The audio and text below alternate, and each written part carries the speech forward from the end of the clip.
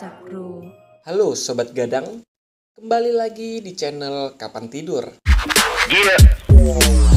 Team at 17. Damn.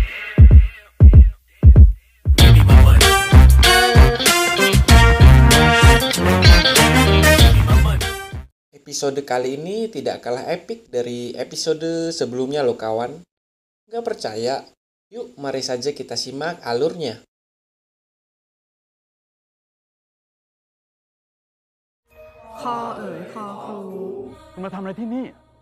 Pagi yang cerah diiringi salam santun para siswa pada guru mereka, yaitu Bu Am dan Bu Kim. Namun terlihat para siswa lebih respek pada Bu Kim. Terlihat dari respon para siswa yang terlihat ia adalah guru idamannya. Beda dengan Bu Am, salam padanya layaknya formalitas saja. Ia pun terlihat iri pada Bu Kim yang nampak lebih diperhatikan. Tak lama setelah itu datanglah Pak Man, seorang guru juga. Ia pun mengajak mengobrol mereka agar terlihat damai-damai saja. Pandangan Bu Am pun terpaku pada siswi baru, yang tak lain adalah jagoan kita, yaitu Nano. Pandangan yang penuh dengan arti itu akan terbongkar di ending di episode ini. Upacara pun berlangsung. Kepala sekolah memberikan 2 pengumuman untuk para siswa.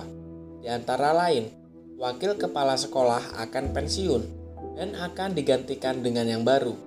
Dan yang kedua, para siswa diminta menyiapkan suara mereka untuk menilai guru terfavorit di akhir semester.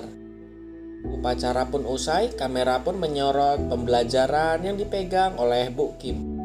Terlihat mereka sangat nyaman, hingga salah satu dari mereka mengalihkan materi dengan pertanyaan mengenai liburan Bu Pim. Bu Pim pun antusias menceritakan itu semua, sampai-sampai jam pelajaran telah usai karena ceritanya. Dan mereka pun hanya sibuk sendiri dengan makan jajan dan mengobrol. Jam selanjutnya pun berganti, giliran Bu Am yang mengisi mereka. Cara yang lalu pun digunakan sang murid untuk mengalihkan perhatian. Namun tidak ada gunanya karena basic killernya terpaku pada pelajaran saja. Ia pun memberi soal fisika dan tidak ada yang bisa mengerjakannya.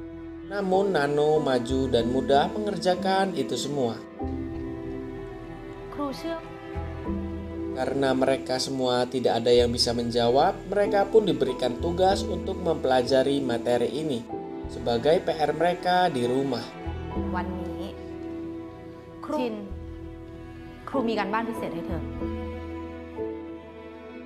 ผอ.เรียกดิฉันมามีอะไรเหรอคะ Singkat cerita, jam pun usai. Bu Am pun dipanggil oleh kepala sekolah. Ia diberikan secari kertas berupa suara para siswa. Dan ia pun hampir tidak mendapatkan suara.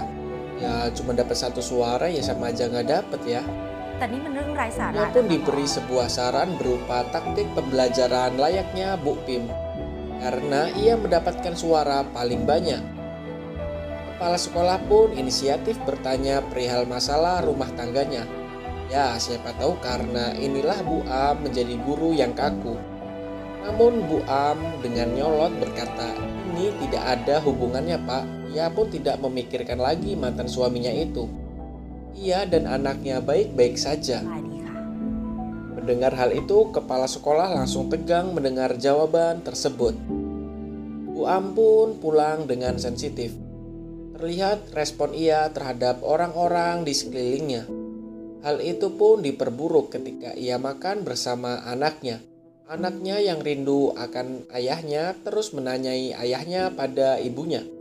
Bu Am pun naik pitam dan memarahi habis-habisan anaknya.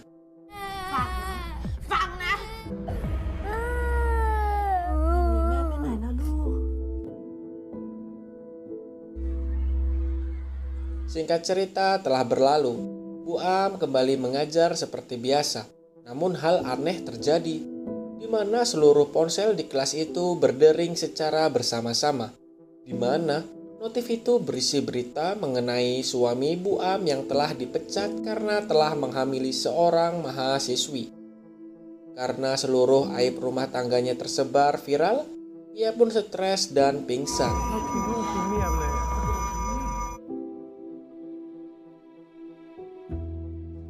Ketika siuman, ia telah ditemani kepala sekolah. Di sini, kepala sekolah memintanya cuti untuk menenangkan pikirannya. Namun Bu Am menolak dengan alasan ia pingsan bukan karena suaminya, namun karena ia terlalu lelah karena memikirkan perubahan yang ia rancang dan akan diterapkan ketika ia terpilih menjadi Wakapsek. ที่คุณเอาไปวางบนโต๊ะผมเมื่อเช้านี้ใช่ไหม Kepala sekolah pun menjawab, "Bu, Ibu nggak usah mikirin terus-terusan ya, lantaran Bu Pim lah yang akan menjadi kepala sekolah. Maksudnya wakil kepala sekolah. Bagaimanapun juga, Bu Pim menjadi guru idaman para siswa dan mendapatkan nilai yang อาจ bagus." จะมีคน Rasa อื่น kecewa itu pun makin melekat pada dirinya. Kenapa orang yang lebih pantas sepertinya malah tidak dipandang? Tidak lama setelah itu, Nano datang dan mengompori Bu Am, di mana ia berkata orang seperti Bu Am itu lebih cocok naik. Namun sayang, orang berwawasan dan ulet seperti dirinya tidak pernah dipandang karena mempunyai masalah pribadi. Mendengar hal itu, Bu Am pun makin stres dan pandangan pun dipenuhi dengan halusinasi. คนอย่างคุณนี่นะ Tidak hanya itu, sang suami pun terlihat sedang bermesraan dengan seorang siswi yang ternyata adalah Nano. Melihat hal itu, ia pun emosi dan menusuknya. Namun sayang, itu hanya halusinasi dan faktanya yang ia tusuk malahan seorang siswa. Karena hal itu, ia dipecat dari sekolah. Ia pun sangat sedih akan hal yang ia terima. Dengan rasa berat, ia meninggalkan sekolah itu. Tanpa ia sadari, Nano telah di belakangnya dan memberikan semangat padanya untuk terus berjuang demi masa depan generasi para ไม่ยอ siswa. มแพ้สิคะเอาเฟะไปเรื่อยๆคุณภาพแบบนี้ครูอ้ำต้องพยายามให้มากกว่านี้นะคะ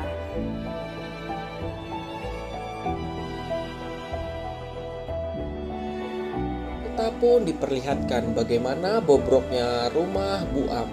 Bukannya membersihkan itu semua, ia malah merenungi nasibnya. Hingga pada satu momen, ia mendapatkan berita mengenai dirinya yang telah viral karena insiden tadi.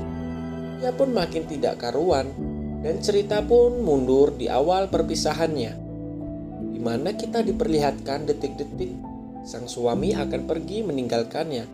Sang anak pun merengek, ingin ikut sang ayah dan tidak mau hidup bersama ibunya yang killer itu.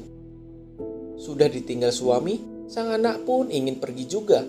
Ia pun langsung emosi dan membekap anaknya agar diam.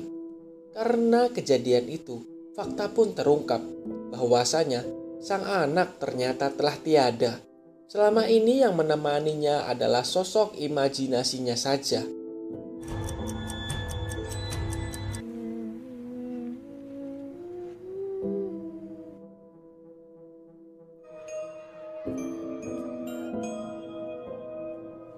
Beberapa hari telah berlalu.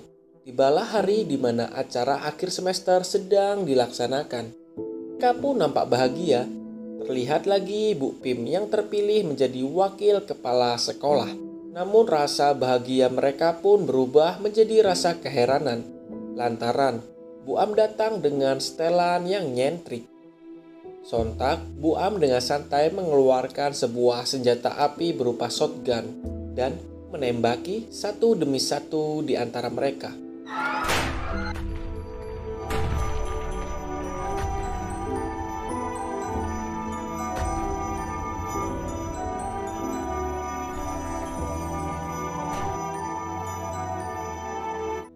Hingga habislah amunisinya yang ia bawa.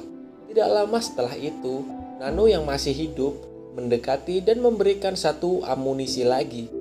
Namun laras yang dia pegang malah diarahkan ke Nano. Ia pun beralibi, "Mukamu itu mirip sama selingkuhan suamiku." Namun dengan santai, Nano petantang-petenteng datengin si ibu. Nih lo tembak nih tembak.